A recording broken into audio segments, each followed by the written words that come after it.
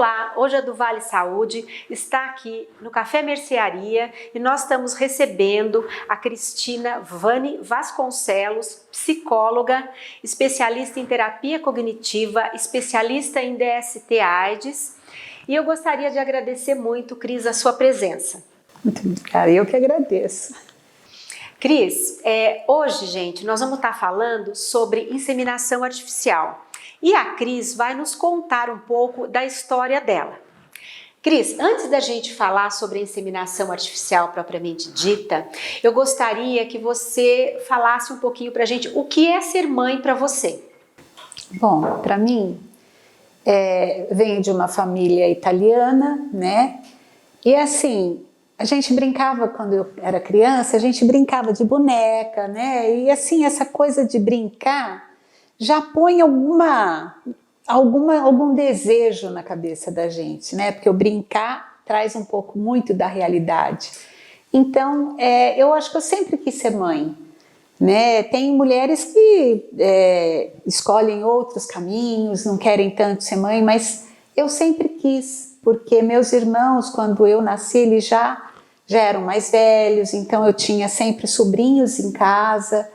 E todos os meus irmãos já tinham filhos quando eu quis ser mãe, né? Então, era um desejo muito grande. E hoje, ser mãe, para mim, é uma vitória, assim, uma vitória que eu dedico à ciência. Em 99, a Cristina deu uma entrevista para a Folha de São Paulo, para a jornalista Cláudia Colucci, sobre o caso dela de inseminação artificial. E eu gostaria que a Cris contasse pra gente como foi essa questão da inseminação artificial, Cris.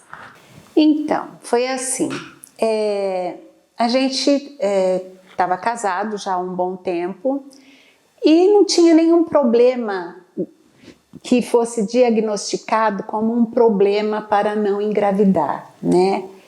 Aí nós decidimos fazer a inseminação, que é quando você coloca o esperma no útero, né? E aí a fertilização acontece naturalmente.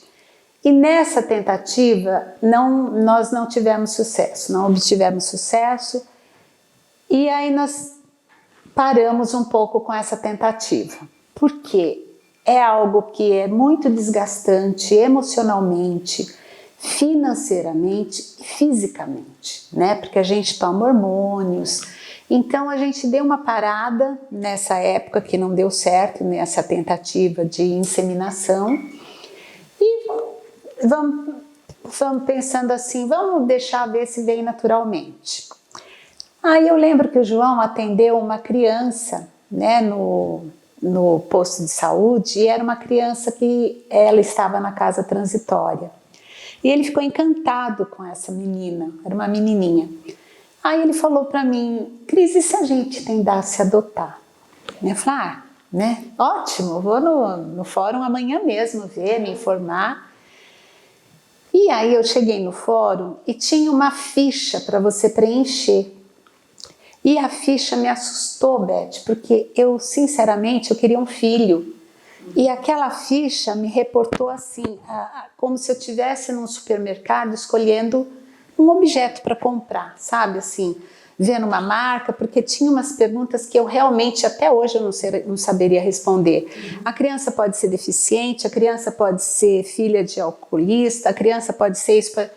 E eu estava ali procurando um filho, né, adotar uma criança. Então, eu fiquei tão impactada com aquela ficha que eu não consegui. Eu falei para a moça, eu posso levar essa ficha para o meu marido preencher? Porque eu não sei preencher. Ela falou, não, a ficha não sai daqui. Eu saí de lá desenchavida, Tudo né? isso gera uma dificuldade, né? Às vezes a gente até entende por que a adoção, muitas vezes, ela é difícil. Né? E assim, quando você vai, no meu caso, né, que eu estava fragilizada, porque eu vinha de um momento frágil, onde eu não tinha conseguido ser mãe naquelas 3 tentativas de inseminação. Mas eu estava super afim de Estava aberta a isso, estava né? aberta. Aí você vê assim uma forma fria de te receber, a ficha não sai, eu me senti uma incompetente, porque eu não sabia responder aquilo, falei, acho que o problema é meu, né? Vou pedir para levar para casa. Não, a ficha não sai daqui.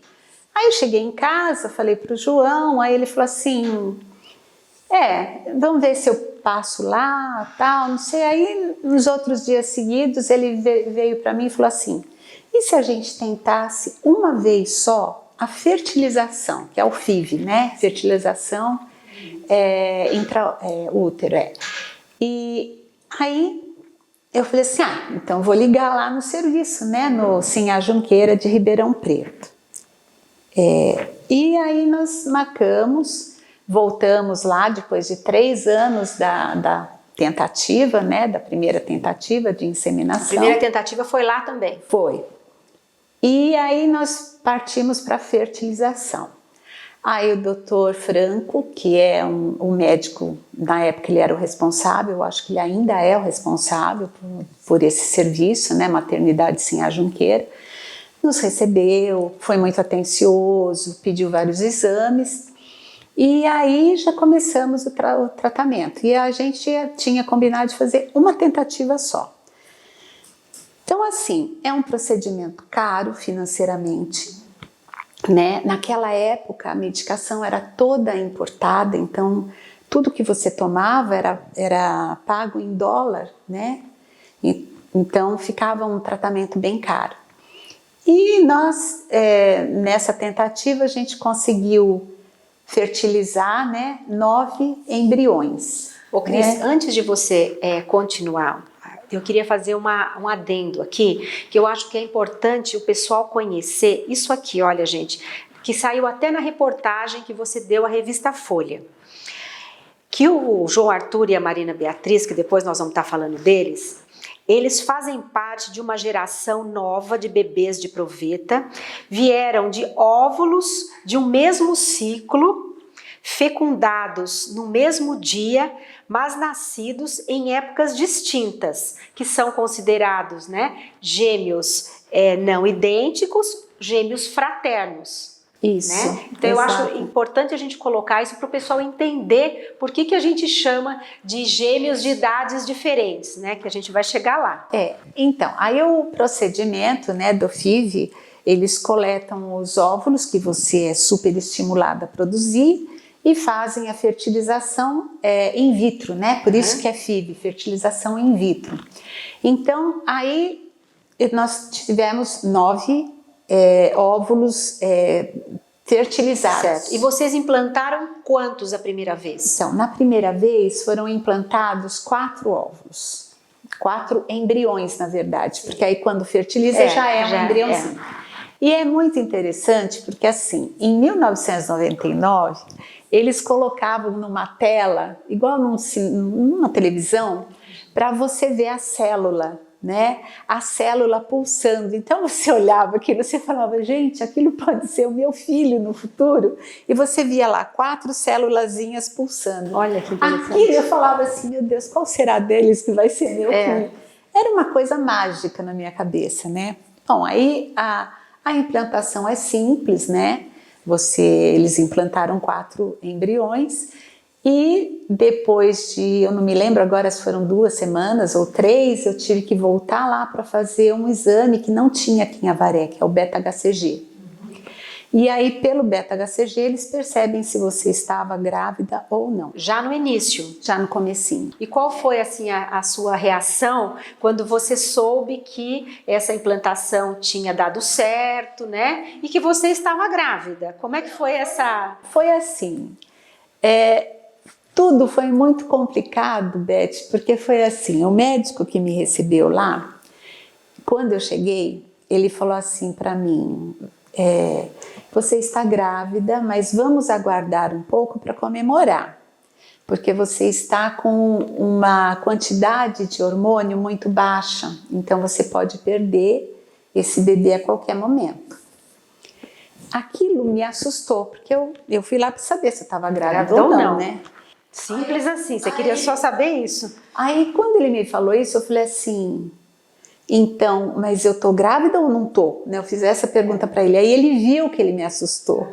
Aí ele falou, não, você está grávida. E ela até me deu um bichinho, que era um coelhinho, porque era perto da Páscoa. Me deu um coelhinho, não, você está grávida, né? Mas eu vou pedir para você voltar. Então tinha sido um sucesso. Mas eu vou pedir para você voltar daqui 2 dias para a gente fazer novamente esse exame, porque aí sim a gente vai ficar mais tranquilo. Aí vim com o coelhinho no colo, né? Meio chorosa. Você não sabia se estava feliz, se estava preocupada? Não sabia se estava feliz. É uma mistura de sentimentos. Uma mistura. E eu lembro que eu fui com uma amiga, né? E ela veio dirigindo. E eu vim falando com a minha barriga, né? Como se eu tivesse... coisa da cabeça da gente, né? E vim conversando e vim falando assim, olha, você fica aí, porque até hoje foi tão difícil eu engravidar, porque se eu tô grávida, agora você fica comigo, né? E vim conversando, vim brincando, né? E esperando que desse certo aquele tratamento. E deu. 2 dias depois, a taxa hormonal minha já tinha triplicado, então aí ele falou que realmente era um sucesso. E aí eu estava grávida do João Arthur, que depois veio a ser o João Arthur, né? Cris, e você teve que fazer o pré-natal lá? Você fez o pré-natal aqui?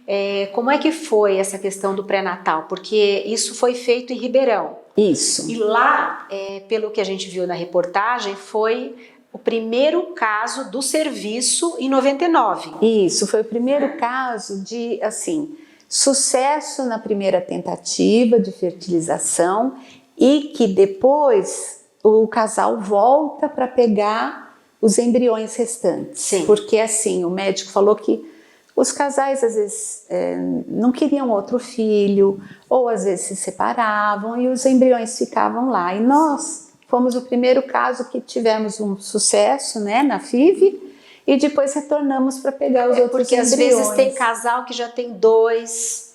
então... ou 3 até filhos, né? Na primeira tentativa, então acabam às vezes não voltando.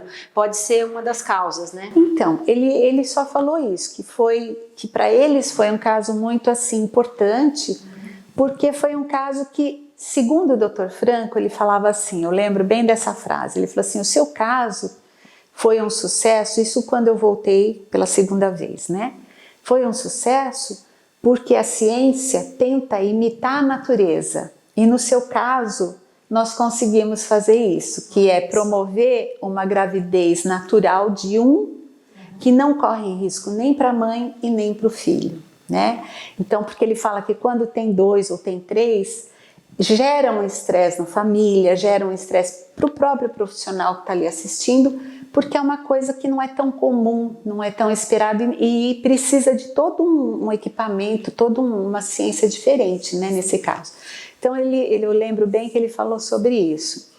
E sobre o pré-natal, os 3 primeiros meses eu segui lá, porque aí eles tinham os exames específicos para fazer, para acompanhar.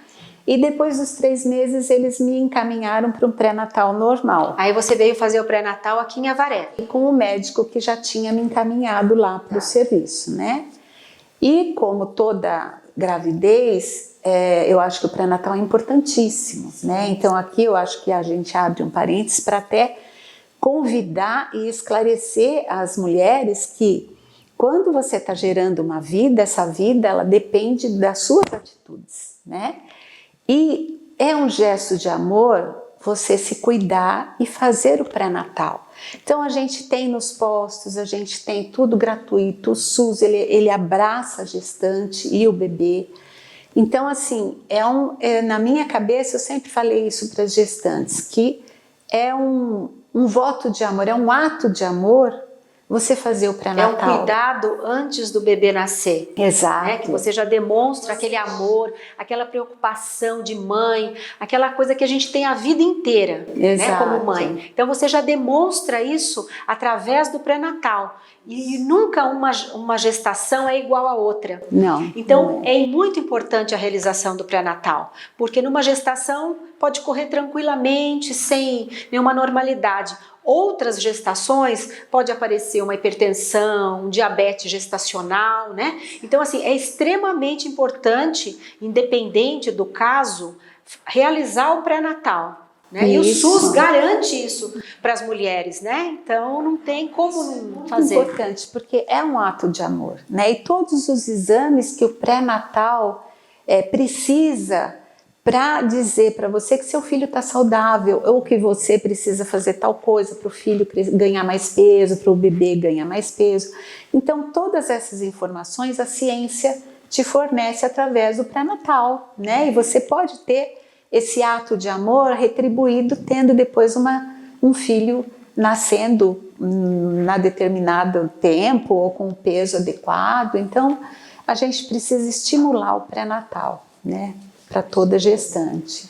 Cris, e esse processo que vocês passaram, fala pra gente, foi assim uma coisa mais leve por conta desses cuidados todos? Foi uma coisa assim difícil? Como é que foi esse processo que você passou até descobrir que estava tudo bem, que você tinha feito um pré-natal e que o João Arthur ia nascer saudável?